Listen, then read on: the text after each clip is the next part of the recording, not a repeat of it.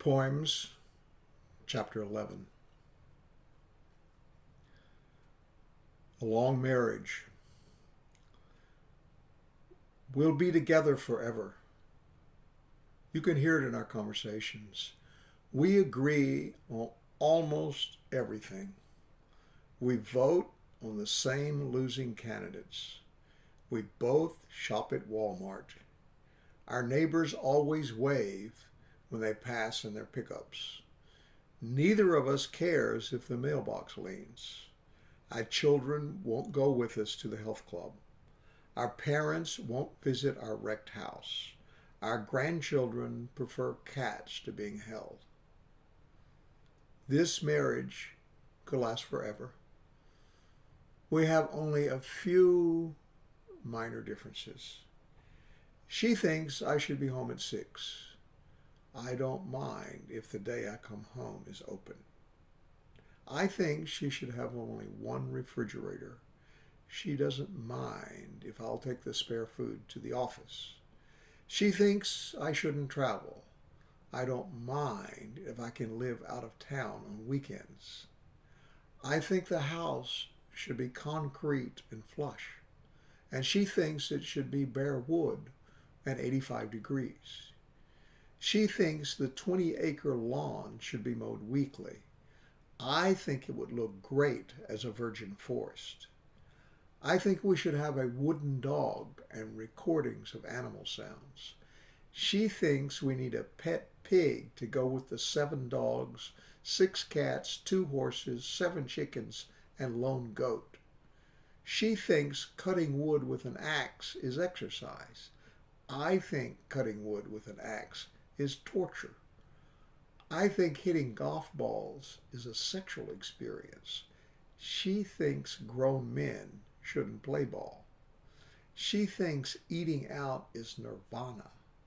I think eating out is a way to set my stomach on fire.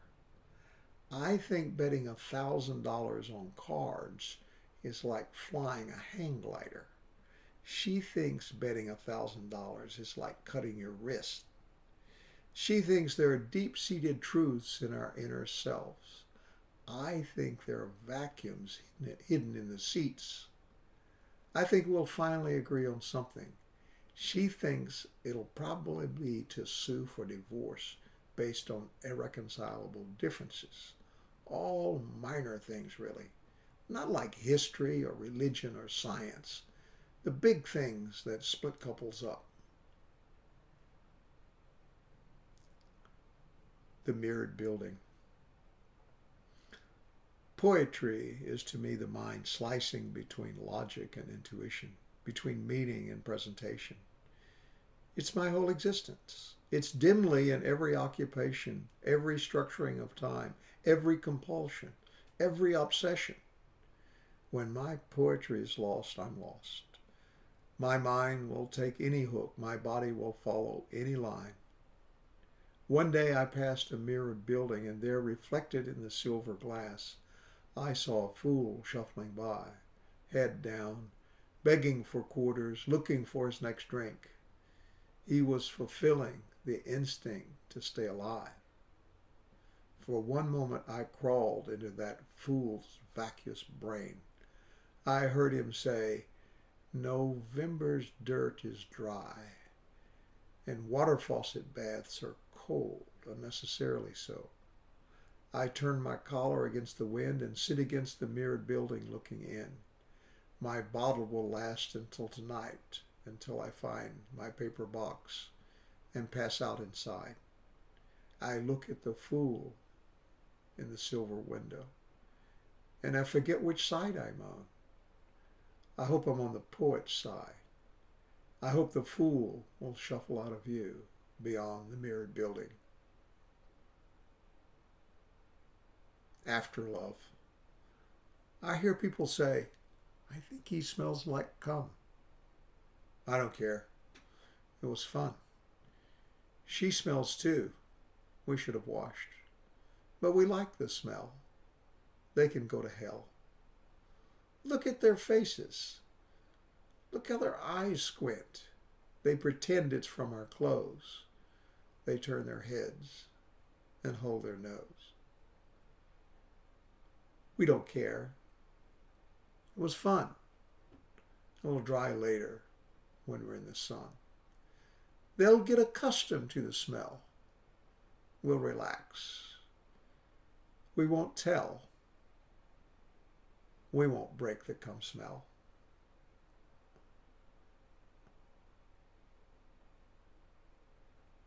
Being here. If you can't laugh about it, it's not worth dying for. Close your eyes for about 5,000 years. And when you open them, you'll be under about 12 feet of dirt. An archaeologist will be removing the dirt with her penknife. She'll be cataloging the broken dishes and other garbage she found with you. It's amazing that if you stand still, the earth will bury you. You must resist every moment.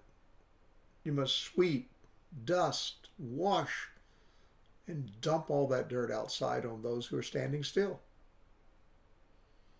In some places, that's all that separates the classes. There are sweepers and dusters and the idle poor, the future subjects of archaeology. There's no escape from this certain future.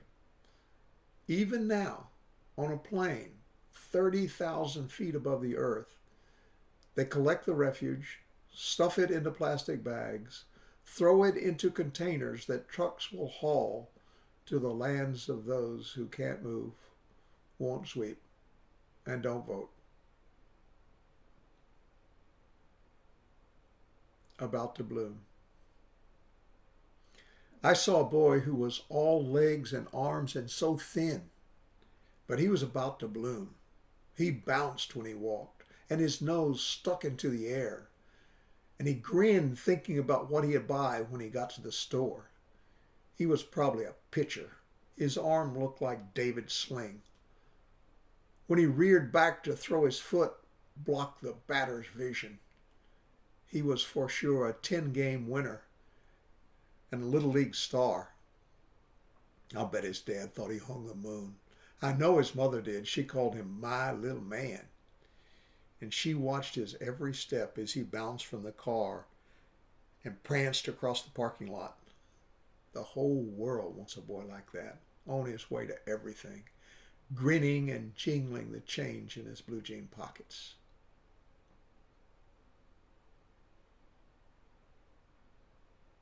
Boredom. Boredom is not a thought or feeling, but a silent anger with no future, no plan, nothing to do. I walk around the room, open the icebox, close the icebox, open a cabinet, drink a glass of water, sit down, turn on the TV, change the channels, turn off the TV, and walk outside. I think if I walk, it'll go away. And I begin to think and feel again. I look down the street. I think, what will I be thinking at the end of the block? Will it be the same? Will the silent anger end? Will life return?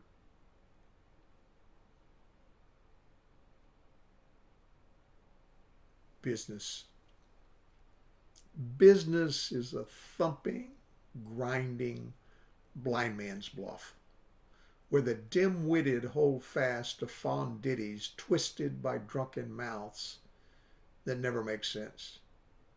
It's never from the shoulder with the dumb honesty of a young man who expects to lose. Damn the brutishness of it. Damn the grabbing. Damn the killing of joy, the slander of knowledge, the worship of power. Leave me just one soft handshake before we trade a pair of shoes for a box of bread. The city and the countryside.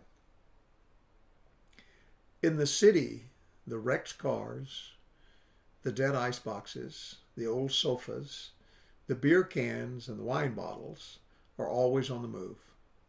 Big trucks haul them away to the clanking garbage eating machines that push the stinking, smoking trash into a heap of oozing poison that will be born again to attack its corporate makers.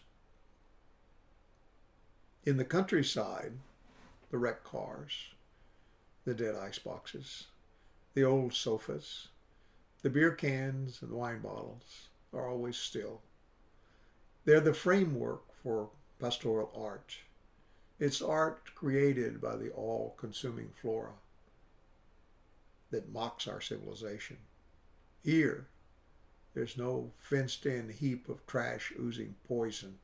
Here, there's shelter for lizards, dirt banks for wildflowers and vines, the end of labor, the passing of time. Comfort. I feel soft, soft and quiet. No pain, no grinding little noises, no salty taste. I lick clean water from my lips that's sprayed with a cool mist from a dancing fountain under a street lamp. I sit and watch some leaves fall into the pool and forget that I need anything. The company you choose. I'm holding out for the company of people who have no constructions to impose, who are free to find the paths that are built by knowledge and truth and humble causes. I'm holding out for a sensible gathering, the handshakes between a loyal band of people who have room for the abilities and weaknesses of each other. I'm holding out for the generous people who see the purposes in their works and the successes in doing well of simple tasks. I'm holding out for the winners, those who laugh and bring along an accountant and a lawyer now and then to straighten out the records. Conditioned speech. There are times when I struggle to say what I feel. I think and think, and still I say something that's pointless. Not really what I wanted to say. Not really what I was thinking. It's anger welling. It's, God damn it, what's wrong with me? A simple expression was needed. Perhaps no words at all. Just a look that would convey affection.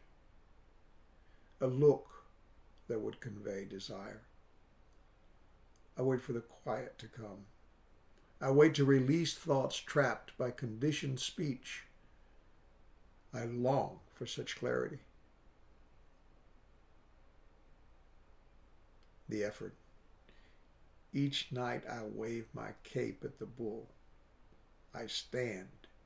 It charges. I can't run, can't show fear, can't blink. At the last moment I move and the bull passes, but the pain in my stomach never stops. I hear bravo. I forget the pain. I see the other side, the quiet, the rest, the effortless riding of a soft ocean wave. I see those who watch, those who find their vitality in the used up, bleeding frame of a determined soul.